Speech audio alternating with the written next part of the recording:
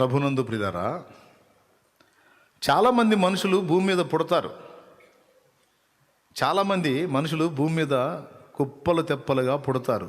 అనవసరంగా పుట్టరు. దేవుడే ప్రతి వానికి జన్మనిస్తాడు. లక్షలాది మంది, కోట్లాది మంది మనుషులు ఉండగా స్త్రీలు లేరని నువ్వు పుట్టావా? పురుషులు లేరని నేను పుట్టానా? లేరు. కోట్ల కొలది లేరు పురుషులు. ఇంతమంది ఉండగా నువ్వెందుకు? స్త్రీలు లేరా? కోట్లాది మంది స్త్రీలు ఉండగా నువ్వెందుకు? కానీ ప్రతి మనుషుని జన్మ వెనక దేవునికి ఒక ఉద్దేశం ఉన్నది, ఒక చిత్తం ఉన్నది, ఒక సంకల్పం ఉన్నది, ఒక ప్రణాళిక ఉన్నది. అసలు ఆయన నిన్ను ఉనికిలోకి తేకుండానే ఉండగలడు. అసలు నీకు ఒక రూపాన్ని ఇచ్చి, నీకు ఒక జీవాన్ని ఇచ్చి, జీవితాన్ని ఇచ్చి అనే ప్రశ్నే లేకుండా నిన్ను అనేవాడిని, నిన్ను అనే వ్యక్తిని అసలు లేకుండానే చేయగలడు. అసలు నీకు ఉనికే లేకుండా చేయగలడు. కానీ నిన్నంటూ ఉనికిలోకి తెచ్చాడు అంటే ఎంతమంది స్త్రీలున్నా ఎందుకో ఆయన నువ్వు కూడా కావాలనుకున్నాడు. ఎంతమంది పురుషులున్నా ఆయన తృప్తి చెందలా.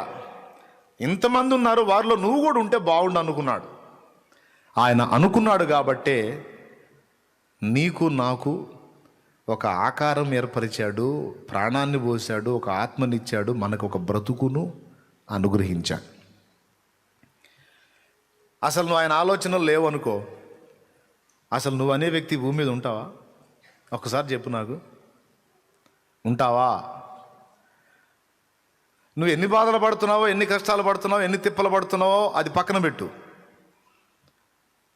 అది కూడా ఇందులోకే వస్తుంది, ప్లాన్లో భాగమే. ఫస్ట్ అసలు నువ్వనే వ్యక్తి భూమి మీదకి ఎలా వచ్చావు అంటే అందరూ ఎప్పటికీ మర్చిపోకుండా గుర్తుపెట్టుకోవాలి. నేను నా అంతటా నేను రావటమో లేకపోతే మరొకరి వలన ఇది కావటమో కాదు, దేవుడే నన్ను ఈ భూమి మీదకి వచ్చేటట్టు చేశాడు. ఇప్పుడు మీ అమ్మకి ఎంతమంది పిల్లలో మీరు నాకు తెలీదు, మీ అమ్మకి మీరు ఎంతమంది పిల్లలో నాకు తెలీదు. ఒకవేళ నీకంటే ముందు ఒకరో ఇద్దరో ముగ్గురో ఉన్నారనుకో, ఆ ఒకరో ఇద్దరు ముగ్గురుతోనే ఆగిపోతే ఇక నీకు ఉనికి ఉందా? నీకు జన్మ ఉందా? కానీ అలా వాళ్ళు అనుకోకుండా వాళ్ళు నిన్ను కూడా కనేటట్టు దేవుడే కార్యము జరిగించాడు. నువ్వు 100 సార్లు అడిగితే 1,00,000 సార్లు అయినా ఇదే చెప్తాను నేను. నువ్వు స్త్రీవైనా పురుషుడివైనా, ఆఖరికి పురుషుడిగా పుట్టి స్త్రీ లక్షణాలున్న హిజ్రావైనా సరే, దేవుని అనుమతి లేకుండా, దేవుని చిత్తం లేకుండా, దేవుని ఉద్దేశం లేకుండా నీకు ఒక రూపు ఏర్పడలేదు, నీకు ఉనికి రాలేదు. నీకంటూ ఉనికి ఏర్పడి ఒక ఆకృతి నీకు ఉంది అంటే నిన్ను దేవుడే పుట్టించాడు, దేవుడే నిన్ను లైన్లో తీసుకున్నాడు. అయితే చాలామంది మనుషులు దేవుని ద్వారానే భూమి మీదకి వచ్చారు. కానీ వచ్చిన వాళ్ళలో కొంతమంది అసలు నేను ఎలా వచ్చానో, ఎందుకు వచ్చానో, నా పుట్టుక వెనక, నా ఉనికి వెనక దేవుడు ఏం ఆశించి నన్ను పంపాడు అనే ప్రశ్న ఉన్న మనుషుల్లో కొంతమంది వేసుకుంటారు, కొంతమంది ఆ ప్రశ్న వేసుకోరు. ఇప్పుడు ఒక జంతువుని మీరు గమనించండి. ఒక గొర్రె దగ్గరికి పోదాం. గొర్రె, ఎందుకే నువ్వు పుట్టావంటే అది ఏమంటుంది? మనకెళ్ళి చూసి బే అంటుంది తప్ప ఏం చేయదు. ఒక ఎద్దు దగ్గరికి వెళ్దాం. ఎద్దు, ఎందుకు పుట్టావే నువ్వు అంటే చెప్పిద్దా? పోనీ అదన్నా ఆలోచించిద్దా? అదన్నా ఆలోచించిద్దా? తెలియదు దానికి. ఎందుకు? జంతువు.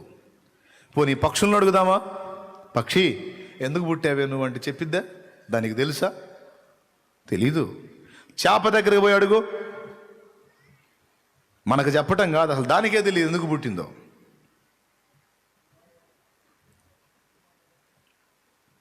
నేల ప్రాకెడి పురుగుల దగ్గరికి వెళ్ళి అడుగు, ఎందుకు పుట్టారు మీరని. సర్పాల దగ్గరికి వెళ్ళి అడుగు, అసలు ఎందుకు పుట్టావే నువ్వు అని చెప్తాయేమో. తెలీదు, చెప్పలేవు, కనీసం ఆలోచించలేవు కూడా.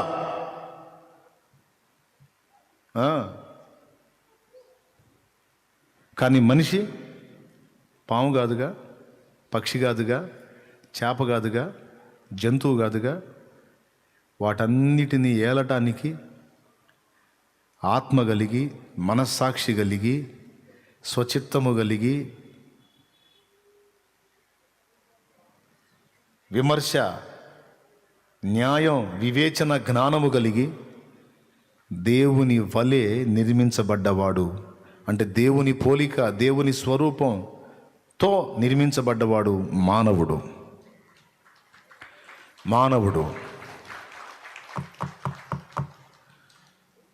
సరైన మనుషుడైతే వినండి బాగా, ఖచ్చితంగా జంతువులు మిస్ అయింది ఏదో వీడు ఆలోచిస్తాడు. ఆ ఆలోచన లేకుండా ఒకడు బతుకుతున్నాడు అంటే వాటికి అతనికి తేడా లేదు. ఓకే, నువ్వు ఎందుకు పుట్టావు? అసలు దేవుడు అనేవాడు నేను ఎందుకు పుట్టించాడు? నీ జన్మ వెనకున్న పరమార్థం ఏంటి? నీ విషయంలో దేవునికున్న సంకల్పం ఏంటి? అది నువ్వు తెలుసుకున్నావా అంటే ఈ సోదంతా నాకొద్దు అని దాటిపోయే రకం మనుషుల్ని కొంతమంది నేను చూశాను. కొంతమంది అట్లా కాదు, ఆలోచిస్తారు. అసలు నేను అనేవాడిని ఎందుకు వచ్చాను ఉనికిలోకి అనే ఒక ప్రశ్న వేసుకోకపోతే జంతువుకి మనకు తేడా ఏంది? పాయింటా కదా? అందరూ ఆలోచించండి. అసలు నేనంటూ ఉనికిలోకి వచ్చానంటే అసలు ఎందుకు వచ్చాను? నా జన్మ వెనక దేవునికి ఉన్న సంకల్పం ఏంటి, ఉద్దేశం ఏంటి అన్న ప్రశ్న వేసుకోకపోతే ఓ పక్షికి మనకి తేడా ఉందా? ఒక ప్రాకెడి పురుగు సర్పానికి మనకు తేడా ఉందా? ఓ జంతువుకి మనకు తేడా ఉందా? ఓ చేపకి మనకు తేడా ఉందా? లేదు. అదంతా మనం అంతే. ఎందుకంటే వాటికి ఆలోచన లేదు. అవి వివేచించుకో. మనుషులై పుట్టి కూడా తమ జన్మ పరమార్థాన్ని గుర్తుపట్టకపోతే వాటికి మనిషికి తేడా ఉండదు. అందుకే వివేచన జ్ఞానం కలిగిన ప్రతి మనిషి చెల్లి జాగ్రత్తగా వినమ్మా. లైవ్లో ఉన్నవాళ్ళు కూడా జాగ్రత్తగా వినండి. వివేచన జ్ఞానం కలిగిన ప్రతి మనుష్యుడు ఈ ప్రశ్న ఖచ్చితంగా వేసుకోవాలి. ఇంతమంది వ్యక్తులు ఉండగా, ఇంతమంది మనుషులు ఉండగా నన్ను ఎందుకు పుట్టించాడు దేవుడు? ఇంతమంది స్త్రీలు ఉండగా నన్నెందుకు ఉనికిలోకి తెచ్చాడు? ఇంతమంది పురుషులు ఉండగా నన్నెందుకు ఉనికిలోకి తెచ్చాడు? ఆఖరికి స్త్రీ పురుషులు కానీ మధ్యస్థ స్థితిలో ఉన్న హిజ్రాలు సైతం ఎంతమంది ఉండగా నన్నెందుకు ఉనికిలోకి తెచ్చాడు దేవుడు అని ఒక హిజ్రా స్థితిలో ఉన్న వ్యక్తి కూడా ఆలోచించాల్సిందే. అందరూ యోచించాలి, అందరూ ప్రశ్నించుకోవాలి. ఆ ప్రశ్న ఎవరికి పుట్టిద్దో వాళ్ళ విషయంలో స్పెషల్గా జోక్యం చేసుకుంటాడు దేవుడు. అందుకు చెప్తున్నాను ఈ మాట. ఈ ప్రశ్న రాని వాళ్ళకి, ఈ ప్రశ్న వేసుకోని వాళ్ళకి దేవుని సామీప్యం దొరకదు. కానీ ఈ ప్రశ్న ఎవరిలో అయితే పుట్టిందో వాళ్ళకి దేవుని సామీప్యం దొరుకుతుంది. ఆయన సమీపంగా వస్తాడు. ఎందుకంటే నేను ఎలాగైతే పుట్టానో, ఎలాగైతే పుట్టించానో, ఎలాగైతే వివేచన ఇచ్చానో ఆ వివేచనను వాడుకొని అసలు నా ఉనికికి కారణం ఏంటి? ఇంతమంది ఉండగా నన్నే ఎందుకు స్పెషల్గా భూమి మీద పుట్టించాడు ఒక స్త్రీగా? ఇంతమంది పురుషులు ఉండగా నన్నే ఎందుకు ఒక పురుషుడిగా స్పెషల్గా భూమి మీద పుట్టించాడు? ఆయన పుట్టించకుండా ఏమన్నా నేను వచ్చానా? నో, పుట్టించాడు. ఎందుకు?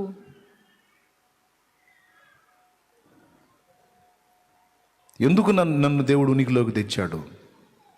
అసలు నా జన్మ వెనక దేవుడు ఆశిస్తున్నది ఏంటి? నా విషయంలో అసలు ఆయనకున్న సంకల్పం ఏంటి? ఒకవేళ నువ్వు అవయవాల విషయంలో బలహీనురాలు అయితే నన్ను ఇలా ఎందుకు పుట్టించాడు? ఎలా ఎందుకు పుట్టించాడు. కొంతమంది స్త్రీలు అనుకుంటారు నేను మగాళ్ళకు పుడితే బాగుండేది, కొంతమంది మగాళ్ళు అనుకుంటారు నేను స్త్రీలాగా పుడితే గొడవ వదిలిపోయేది.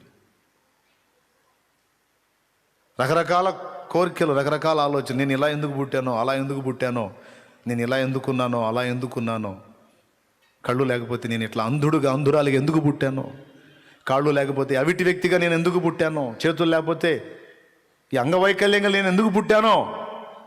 నేను చెప్తున్నా, నువ్వు పుట్టావు దేవుని అనుమతి లేకుండా అయితే రాలేదు, దేవుని ప్రమేయం లేకుండా అయితే రాలేదు, దేవుడు జోక్యం చేసుకోకుండా నీకు ఒక ఆకృతి ఏర్పడలేదు. ఆయన ఉద్దేశం, ఆయన ప్లాన్, ఆయన ప్రణాళిక. అంతేకాదు ఒక భక్తుడు అన్నట్లు నీ అవసరత ఈ భూగోళానికి ఉంది. ఇక్కడే కాదు, నీ అవసరత అక్కడ కూడా ఉంది. భూలోకంలోనే కాదు, నీ అవసరత పరలోకం కూడా ఉంది, పరలోకంలో కూడా ఉంది.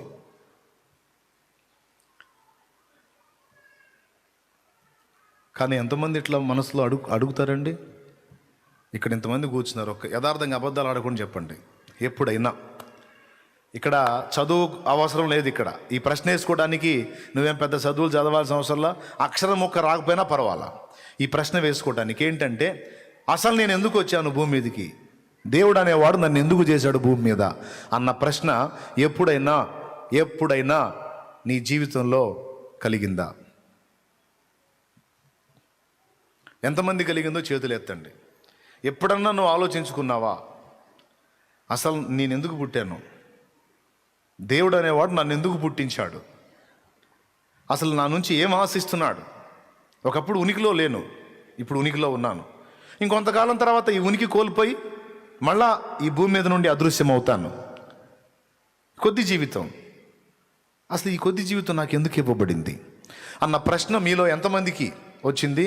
కనీసం ఇంతకాలం జీవితంలో ఒక్కసారన్నా వచ్చిందా? వస్తే చేయొద్దు.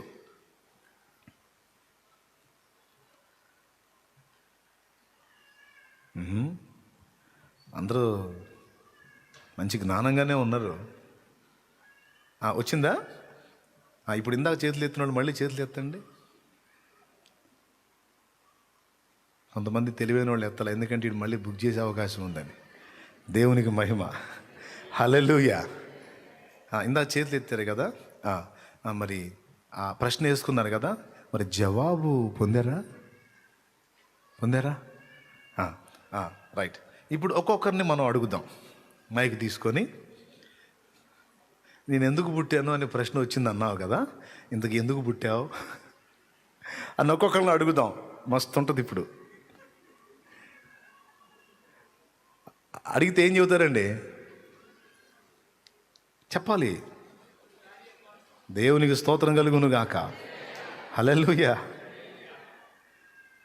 నేను ఎందుకు పుట్టాను అనే ప్రశ్న నీకు వచ్చినప్పుడు దేవుడు ఆ ప్రశ్న ఎప్పుడు నువ్వు వేసుకుంటావా అని ఎదురు చూస్తుంటాడు.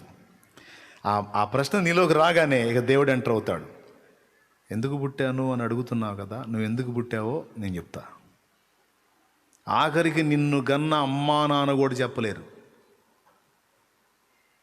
నీకు జన్మనిచ్చిన తల్లిదండ్రి కూడా చెప్పలేరు నువ్వెందుకు పుట్టావో. వాళ్ళు అడుగుతారు, మాకు ఒక బిడ్డ కావాలనుకున్నాం, కన్నామని. సరైన కారణం వాళ్ళు చెప్పరు, కానీ వాళ్ళ కడుపులో నిన్ను వేసిన నేను చెబుతాను ఎందుకు పుట్టావో.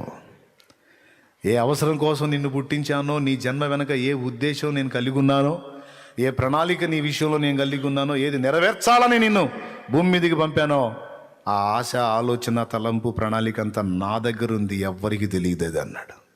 అంటాడు. యెషయి కొడుకులు ఎంతమంది? 8 మంది అని ఒకళ్ళు, 7 అని ఒకళ్ళు. కరెక్ట్గా చెప్పండి, 7 8 మంది. యనమండుగురు 8 మంది అనుకుందాం. యెషయికి కొడుకులు 8 మంది అనుకుందాం, ఎందుకంటే ఆ మాట ఉంది కాబట్టి. ఎందుకండి 8 మంది? సరే 7 అన్నారనుకో, 7 ఎందుకండి? 7 8 మంది పరిశోధన ఉంది, ఈసారి ఎప్పుడన్నా చెప్తా. 7 మంది 8 మంది అనేది. 8 మంది అయినా 7 అయినా అంతమంది ఎందుకు? ఒక 5 సరిపోతారు కదా. ఇంతమంది పుట్టారా? మళ్ళీ ఆఖరిలో ఎవరు పుట్టారు? దావీదు పుట్టాడు. ఇప్పుడు ఆయన గురించే కదా మనం ధ్యానం చేస్తున్నాం. ఆయన పుట్టాడు. బహుశా దావీదు కూడా ఇలానే అనుకొని ఉంటాడు. మా డాడీ ఎందుకని ఇంతమంది అన్నాడు. ఆడపిల్లలు మగపిల్లలు దగ్గరగా 7 నుంచి 9 మంది. నన్నెందుకు మళ్ళా, నేనెందుకు? ఏదైనా చక్క పెట్టడానికి అన్నయ్య వాళ్ళు ఇంతమంది ఉండగా నా పుట్టుకెందుకు? ఎందుకు పుట్టాడో దావీదు యెషయికి తెలుసా? చెప్పాలి. యెషయి అంటే ఎవరు? బైబిల్లో యెషయా గ్రంథం యెషయానా? యెషయా కాదు, యెషయి. యెషయి యెషయి అంటే దావీదు తండ్రి. దావీదు గురించి దావీదు తండ్రికి తెలుసా? వీళ్ళందరినీ ఇలాగ అన్నాను, మావాడు చిన్నవాడు దావీదుని ఎందుకు అంటున్నాను అని ఏమన్నా తెలుసా? తెలియదు. పోనీ ఆయనకంటే ముందు పుట్టారు కదా అన్నయ్యలు, వాళ్ళకి తెలుసా? దావీదనే ఆఖరివాడు, కడగొట్టువాడు, చివరిసారిగా పుట్టినవాడు ఎందుకు పుట్టాడు వాళ్ళకి తెలుసా? వాళ్ళకి తెలియదు. పోనీ వాళ్ళమ్మకి తెలుసా? వాళ్ళమ్మకి తెలియదు. ఊరోళ్ళకి తెలుసా? ఊరోళ్ళకి తెలుసా? బెత్లెహేం వాళ్ళకి తెలుసా?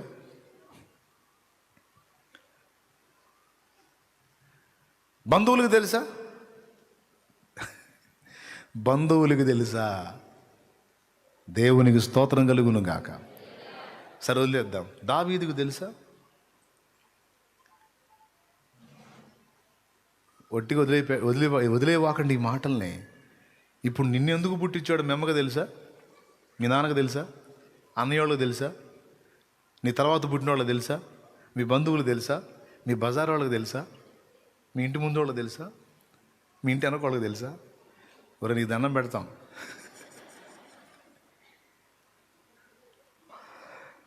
సాగుకొట్టకరా, మ్యాటర్ చెప్పు అనుకోకండి. ఎవరికి తెలియదు. ఆఖరికి పుట్టిన వాడికి కూడా తెలియదు. పుట్టిన నీకు తెలియదు, నాకు తెలియదు. ఒక్కడికి తెలుసు. ఒక్కడికి తెలుసు. ఎవరికంటే పుట్టించిన వానికి తెలుసు. కన్నవారికి తెలియదు, కనిపించిన వానికి తెలుసు. కనిపించిన వానికి ఒక్కడికే తెలుసు. పిల్లలతో కలిసి ఆడుకున్నాడు, అందరితో కలిసి ఎగురుతున్నాడు. మిగిలిన కొడుకుల్లాగానే యెషయి దావీదును చూస్తూ ఉన్నాడు. వాళ్ళమ్మ, వాళ్ళ నాన్న అందరూ. కానీ చిన్నగా ఎదుగుతా ఒక వయసుకు వచ్చేసరికి తన తండ్రి యెషయి కూడా భక్తిపరుడే, తల్లి కూడా భక్తురాలే. ఎందుకంటే ఆయనే చెప్పాడు, నేను నీ సేవకురాలి కుమారుడను అనే పదం వాడాడు కనుక తన తల్లి ఒక సామాన్యురాలా కనపడల దావీదుకి ఒక దైవ జనురాలి వలె కనపడింది. మా అమ్మ ఒక సామాన్యురాలు కాదు, జీవము గల దేవుడైన యెహోవాకు సేవకురాలు. అది మీ అమ్మను గురించి నువ్వేం చెప్తావంటే, మా అమ్మ దైవ సేవకురాలు, దైవ జనురాలు. ఒక దశకు వచ్చేసరికి ఆలోచన వచ్చింది. ఏకాంతంలోకి వెళ్తున్నాడు. అమ్మా నాన్న ఆ పెద్దోళ్ళు దేవుని మాటలు చెప్తూ ఉంటారు, బాగా దేవునికి కనెక్ట్ అయ్యాడు. గొర్రెల్ని కాస్తా ఉన్నాడు. గొర్రెలకి ఎందుకు పుట్టినాయో, ఎందుకు బతుకుతున్నాయో, ఎందుకు మనుషులకు ఆహారం అవుతున్నాయో వాటికి తెలియదు. నేను కూడా నా జీవితాన్ని గురించి అట్లా తెలుసుకోకుండా ఉంటే ఎట్లా? ప్రశ్నలు, ఊహ తెలిసింది మొదలుకొని ప్రశ్నలు వేయటం మొదలుపెట్టాడు. దేవా, నా పితరుల దేవా, అబ్రహాం, ఇస్సాకు, యాకోబుల దేవా, మా అన్నయ్యోళ్ళు ఇంతమంది ఉండే, అక్కయ్యోళ్ళు ఇంతమంది ఉండి నన్ను ఎందుకు పుట్టించావు దేవా? ఎందుకయ్యా నేను ఉనికిలోకి వచ్చాను? దేవునికి మహిమ కలుగునుగాక. మీరు కూడా అడుగుంటారు అట్లా, ఎందుకయ్యా నన్ను అట్లా పుట్టించావు అని. అయితే ఒకనొక టైంలో నీకు కూడా చెప్తాడులే, ఖచ్చితంగా అందిస్తాడు. దావీదుకి ప్రశ్న అయితే వేశాడు, కానీ కొంత సమాధానం అస్పష్టంగా, ఎవ్వరికీ తెలియదు, దావీదు కూడా తెలియదు, కానీ ఏర్పరిచిన దేవునికి తెలుసు. ఒకానొక ఘట్టం వచ్చింది. ఆ ఘట్టంలో గొర్రెల దగ్గర కాస్తున్నవాడు పిలువబడ్డాడు. దావీదు, దావీదు, నిన్ను మీ నాన్న పిలుస్తున్నాడు. మా నాన్న నన్నెందుకురా పిలుస్తున్నాడు? ఏమో ఎవరో ప్రవక్త వచ్చాడంట నీకోసం. నా కోసం ప్రవక్త? సరే వెళ్ళాడు. వరుసగా నిలబడి ఉన్నారు మిగిలిన అన్నలందరూ, ముద్దాయిల్లాగా మొఖాలు నల్లగా మార్చుకొని. ఎందుకు? ఎంపిక చేయబడలా. వాళ్ళు అనుకున్నారు యోగ్యులము. ఇతను అనుకున్నాడు, అడిగాను కానీ ఆన్సర్ రావట్లా, ఎందుకు పుట్టాను ఏమో మరి.